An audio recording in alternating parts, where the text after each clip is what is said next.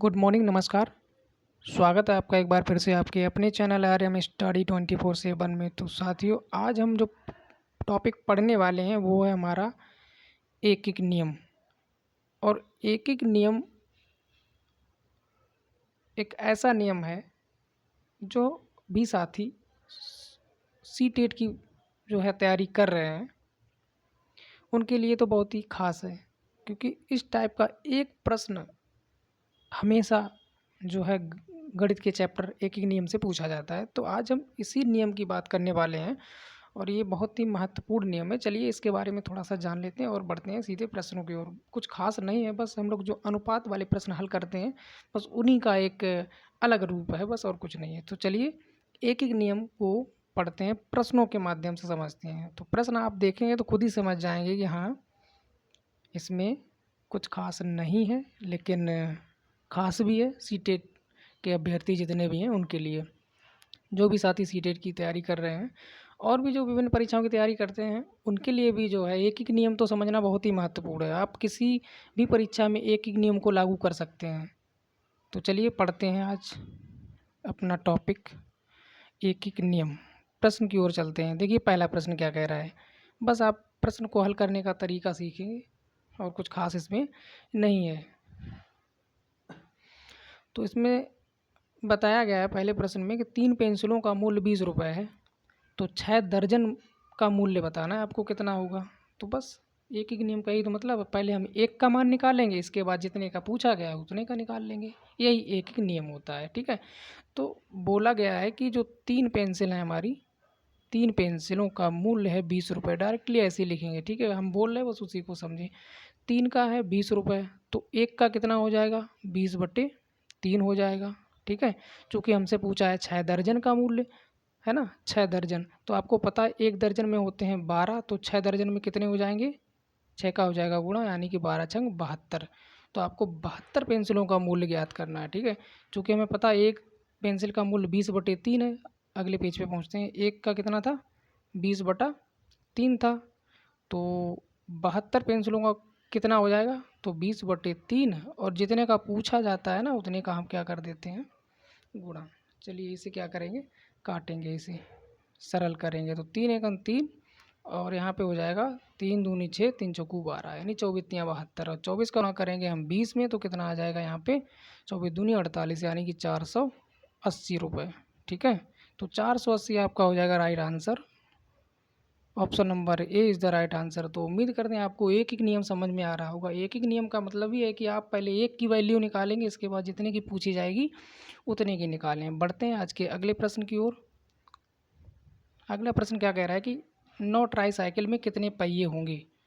तो सबसे पहले हम जान लेते हैं, एक ट्राईसाइकिल जो है ना उसमें कितने पहिए होते हैं। तो ट्राईसाइकिल का मतलब 3 से होता है, ठीक है। तो एक ट्राईसाइकिल में 3 पहिए हैं, तो 9 ट्राईसाइकिल में आपको निकालने हैं। तो क्या करेंगे, गुणा कर देंगे। तो कितना हो जाएगा, 9 तियाँ 27 पहिए, यानी option number C is the right answer. उम्मीद करते हैं प्रश्न आपको समझ में आ रहे होंगे और एक-एक नियम भी आप समझ गए होंगे। तो आज के अगले प्रश्न की ओर बढ़ते हैं। तो अगला प्रश्न क्या कह रहा है कि 1 लीटर शुद्ध घी का वजन कितना है, 910 ग्राम, ठीक है। तो 700 मिलीलीटर घी का वजन कितना होगा, ये आपको बताना है, ठीक है। तो सबसे पहले हम लोग जान लेते हैं 1 लीटर में कितने मिलीलीटर होते हैं। तो 1 लीटर में जो मिलीलीटर होते हैं वो होते हैं आपके 1000, ठीक है।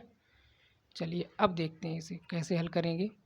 तो हमको पता है, चलिए यहीं पे कोशिश करते हैं हल हो जाए।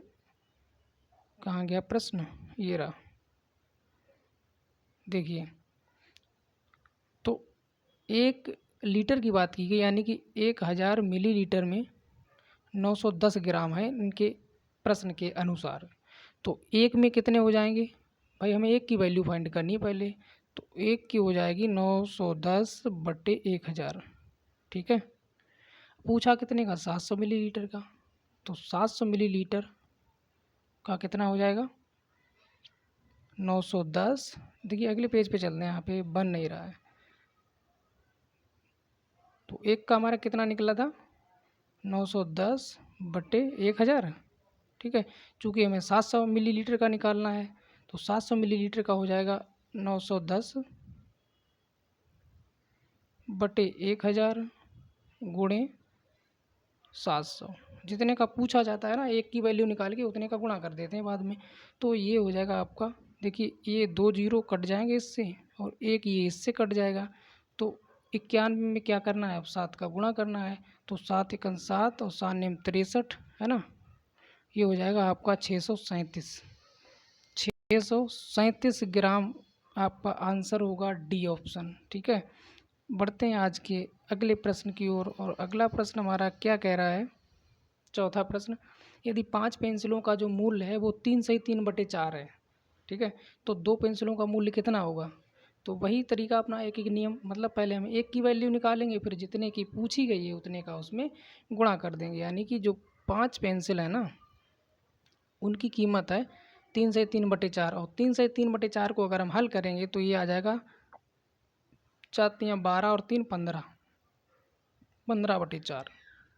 तो एक की कितनी हो जाएगी, एक की हो जाएगी 15/4 गुणे 5। ठीक है, चूँकि हमें 2 की निकालनी है ना, तो 2 की निकालने के लिए हम 2 का और गुणा कर देंगे। 2 की निकालनी है तो 15/4 गुणे 5, तो ये चल रहे थे, और 2 का गुणा और कर देना है। तो आपका हो जाएगा यहाँ पे 2 दूनी 4, और ऊपर आपका कितना हो गया, एक सेकेंड, इस प्रश्न को देखिए, प्रश्न कुछ गड़बड़ हो रहा है, चलिए दोबारा से लगाते हैं, इसे छोड़िए, अगले पेज पे चलते हैं। देखिए 5 पेंसिलों का जो मूल्य था हमारा कितना था, 3 सही 3/4 था ना। तो 3 सही 3/4 को अगर हम हल करेंगे तो 4×3 = 12, 3 15/4 हो जाएगा, और एक की वैल्यू निकालनी है हमें, तो 5/4, और ये 5 का भाग लग जाएगा इसमें, क्योंकि एक की वैल्यू निकालनी है यहाँ पे। तो 5×3 = 15, तो ये जो बनेगा ना एक का, वो 3/4 बनेगा यहाँ पे। अब पूछा गया हमसे 2 का, 2 की कीमत निकालनी है, तो 2 की निकालने के लिए हम क्या करेंगे, जितना हमारा बचा था यहाँ पे, कितना बचा था यहाँ पे हमारा बचा है, कहाँ गया प्रश्न, ये तो आपका गलत है, ठीक है, यहाँ पे छोड़ दीजिए, ये रहा 3/4। 3/4 एक की वैल्यू है, तो 2 की कितनी हो जाएगी, तो 2 की हो जाएगी, 2 का कर देंगे गुणा, यानी कि 2 दूनी 4, यानी 3/2।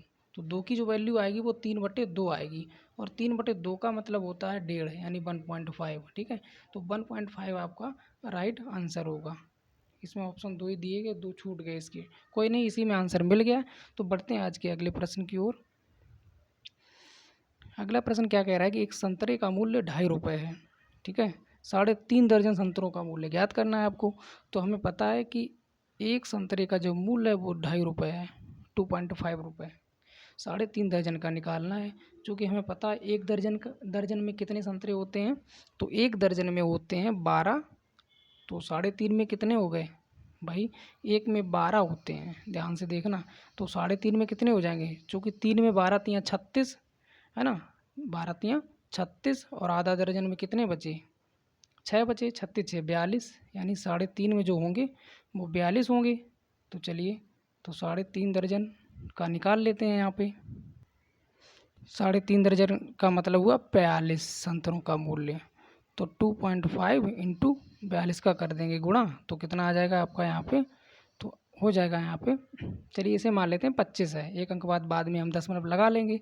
तो 25 दूनी 50, हासिल बची 5, और 25 चौको 105, 105, है ना, 105, और एक अंक बाद लग जाएगा 10, इसका मतलब हमारा जो आंसर होगा वो होगा 105। Option number B is the right answer. तो चलिए बढ़ते हैं आज के अगले प्रश्न की ओर। तो चलिए पढ़िए अगला प्रश्न।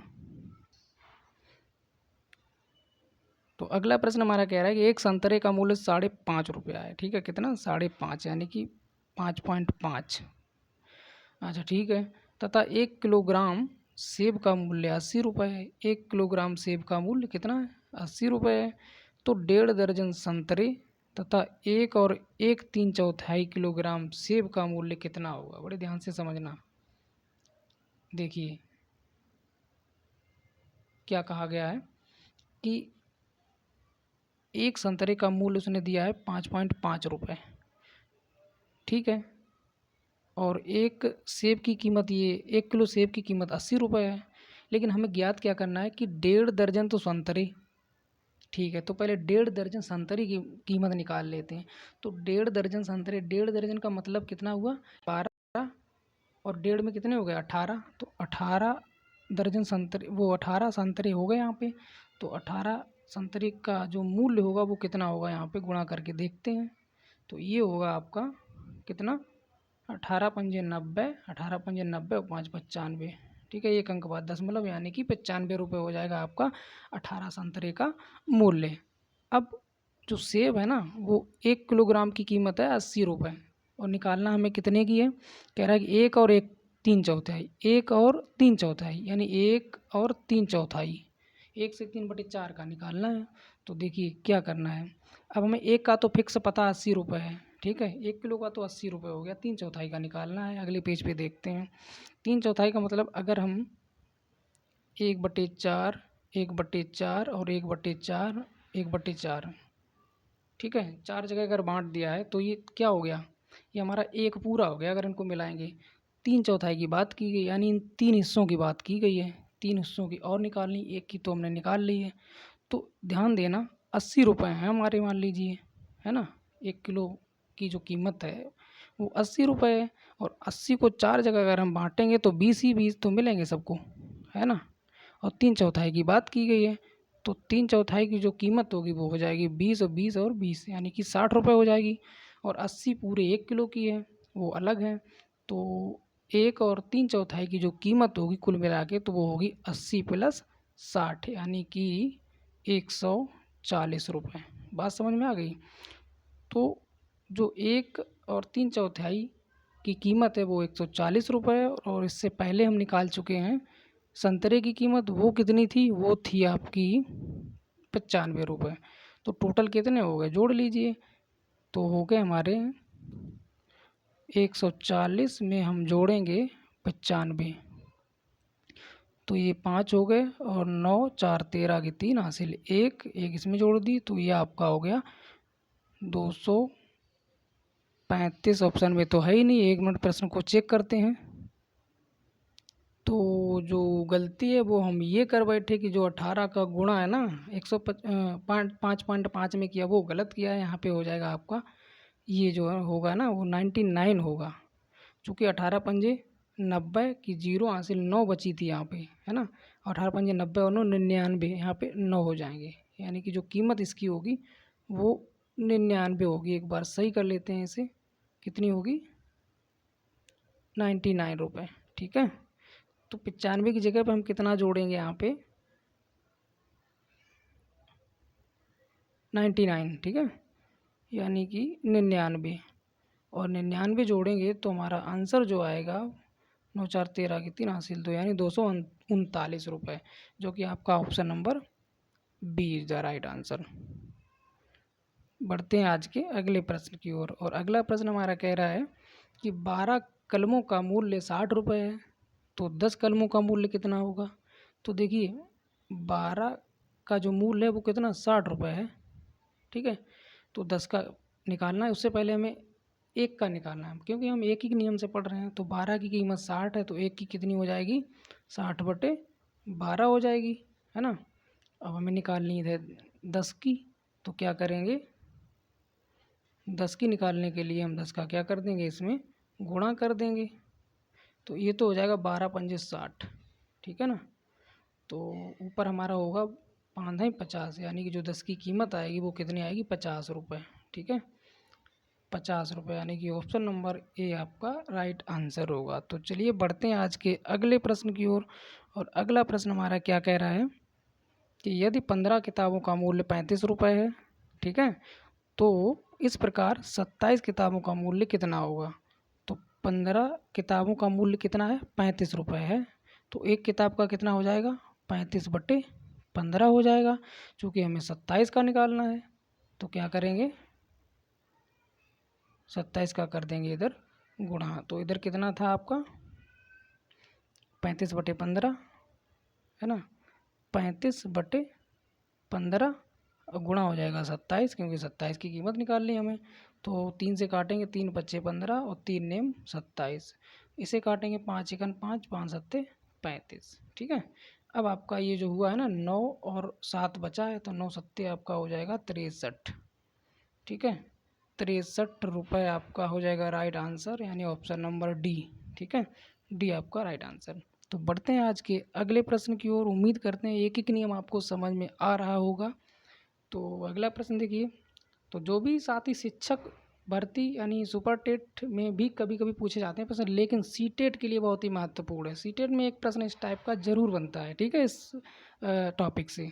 तो चलिए इस प्रश्न को देख लेते हैं। तो 36 आदमी हैं, 180 किलोग्राम चावल की खपत करेंगे, आपको बताना है कितने दिन में। तो देखिए ध्यान से देखना है इसको। तो इसके लिए तो सिंपल सा फंडा है भाई, 180 किलोग्राम चावल हैं, वो 36 आदमियों में हम डिवाइड कर देंगे, हमें पता चल जाएगा कितने दिन तक चलेंगे। तो देखिए 6 से अगर काटेंगे तो 6 छंग 36, तो 6 3 18 और 6 एकन 6, 6 पंजे 30, यानी कि 5 दिन में। Option number A is the right answer. तो बढ़ते हैं आज के अगले प्रश्न की ओर। आज का अगला और अंतिम प्रश्न, ठीक है। तो 10 प्रश्न आज हम ये कर रहे हैं एक ही नियम के। प्रश्न पढ़िए, कह रहा है कि एक लड़का 4 किलोमीटर की दूरी 20 मिनट में तय कर रहा है। 4 किलोमीटर की दूरी 20 मिनट में तय कर रहा है, तो 45 मिनट में वो कितनी दूरी तय कर लेगा, आपको बताना है। 45 मिनट में वो कितनी दूरी तय कर लेगा।